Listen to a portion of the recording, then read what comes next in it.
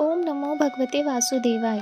नवा अध्याय। ब्रह्मा जी का भगवत धाम दर्शन और भगवान के द्वारा उन्हें चतुः श्लोक की भगवत का उपदेश।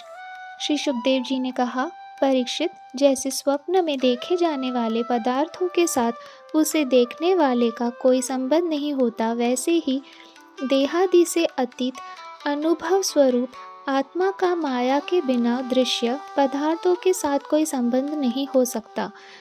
विविध रूप वाली माया के कारण वह विविध रूप वाला प्रतीत होता है, और जब उसके गुणों में रम जाता है तब यह मैं हूँ, यह मेरा है, इस प्रकार मानने लगता है।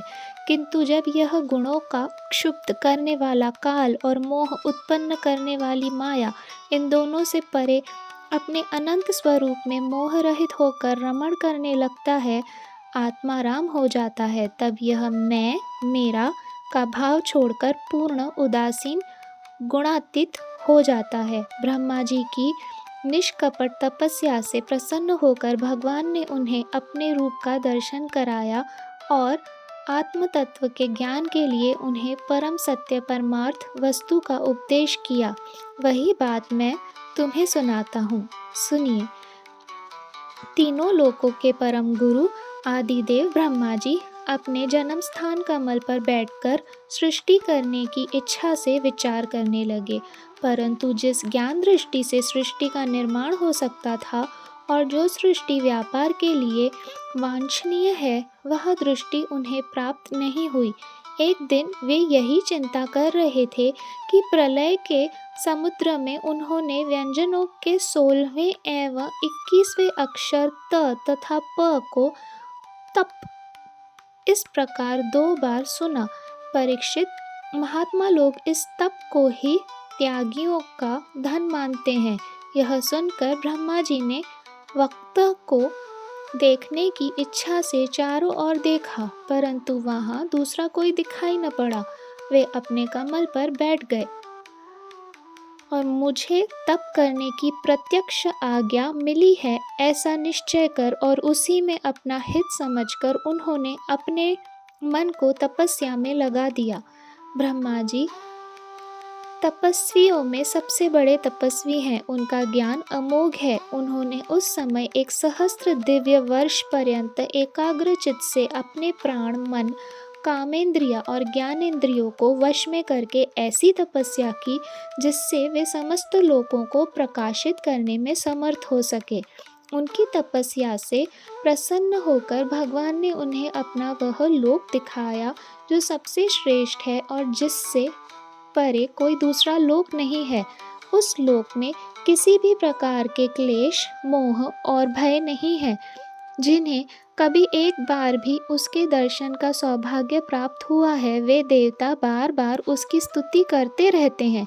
वहाँ रजोगुण, तमोगुण और इनसे मिला हुआ सत्व गुण भी नहीं है। वहाँ न काल की दाल गलती है और न माया ही कदम रख सकती है। फिर माया के बाल बच्चे तो जा ही कैसे सकते हैं। वहाँ भगवान के वे पार्षद निवास करते हैं जिनका पूजन देवता और दैत्य दोनों ही करते हैं। उनका उज्ज्वल आभा से युक्त श्याम शरीर, शतदल कमल के समान कोमल नेत्र और पीले रंग के वस्त्र में शोभ्यमान है। अंग अंग से राशि राशि सौंदर्य बिखरता रहता है। वे कमलता की मूर्ति हैं। सभी के 4 भुजाएं हैं। वे स्वयं तो अत्यंत तेजस्वी हैं ही, मणि जड़ित स्वर्ण के प्रभामय आभूषणों भी धारण किए रहते हैं। उनकी छवि मूंगे, वैद्युर्मणि और कमल के उज्ज्वल तंतु के समान है। उनके कानों में कुंडल, मस्तक पर मुकुट और कंठ में मालाएं शोभ्यमान है। जिस प्रकार आकाश बिजली सहित बादलों से शोभ्यमान होता है, वैसे ही वह लोक मनोहर कामिनियों को कांति से युक्त महात्माओं के दिव्य तेजामय विमानों से स्थान स्थान पर सुशोभित होता रहता है। उस वैकुंठ लोक में लक्ष्मी जी सुंदर रूप धारण करके अपनी विविध विभूतियों के द्वारा भगवान के चरण कमलों की अनेकों प्रकार से सेवा करती रहती हैं। कभी कभी जब वे झूले पर बैठकर अपने प्रियतम भगवान की लीलाओं का गायन करने लगती हैं, तब उनके सौंदर्य और सुरभि से उन्मत्त होकर भौरे स्वयं उन लक्ष्मी जी का गुणगान करने लगते हैं। ब्रह्मा जी ने देखा कि उस दिव्य लोक में समस्त भक्तों के रक्षक लक्ष्मीपति, यज्ञपति एवं विश्वपति भगवान विराजमान है। सुनंद, नंद, प्रबल और अहरण आदि मुख्य मुख्य पार्षदगण उन प्रभु की सेवा कर रहे हैं। उनका मुख कमल प्रसाद मधुर मुस्कान से युक्त है। आंखों में लाल लाल डोरियां हैं। बड़ी मोहका और मधुर चितवन है।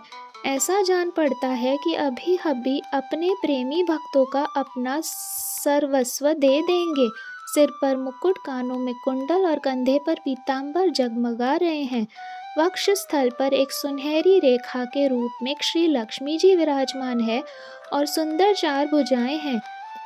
वे एक सर्वोत्तम और बहुमूल्य आसन पर विराजमान है। पुरुष प्रकृति, महतत्व, अहंकार, मन, 10 इंद्रियां, शब्द आदि 5 तन्मात्राएं और पंचभूत, ये 25 शक्तियां मूर्तिमान होकर उनके चारों ओर खड़ी हैं। समग्र ऐश्वर्य, धर्म, कीर्ति, श्री, ज्ञान और वैराग्य, इन 6 नित्य सिद्ध स्वरूप भूत शक्तियों से वे सर्वदा युक्त रहते हैं। उनके अतिरिक्त और कहीं भी ये नित्य रूप से निवास नहीं करती। वे सर्वेश्वर प्रभु अपने नित्य आनंदमय स्वरूप में ही नित्य निरंतर निमग्न रहते हैं। उनका दर्शन करते ही ब्रह्मा जी का हृदय आनंद के उद्रेक से लबालब भर गया। शरीर पुलकित हो उठा। नेत्रों में प्रेमाक्षु छलक आए। ब्रह्मा जी ने भगवान के उन चरण कमलों में जो परमहंसों के निवृत्ति मार्ग से प्राप्त हो सकते हैं, सिर झुकाकर प्रणाम किया। ब्रह्मा जी के प्यारे भगवान अपने प्रिय ब्रह्म को प्रेम और दर्शन के आनंद में निगमन, शरणागत तथा प्रजा सृष्टि के लिए आदेश देने के योग्य देखकर बहुत प्रसन्न हुए।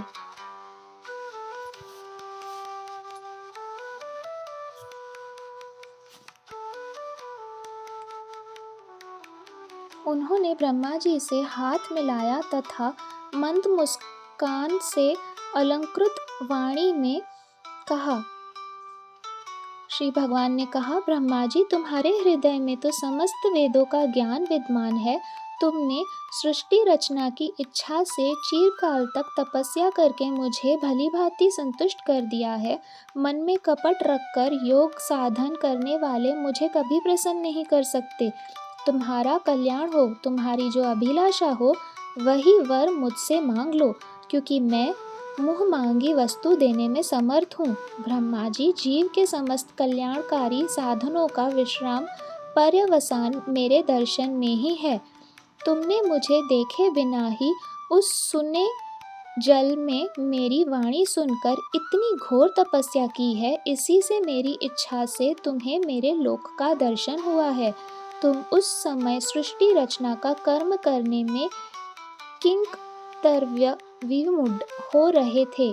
इसी से मैंने तुम्हें तपस्या करने की आज्ञा दी थी, क्योंकि निष्पाप तपस्या मेरे हृदय है और मैं स्वयं तपस्या का आत्मा हूँ।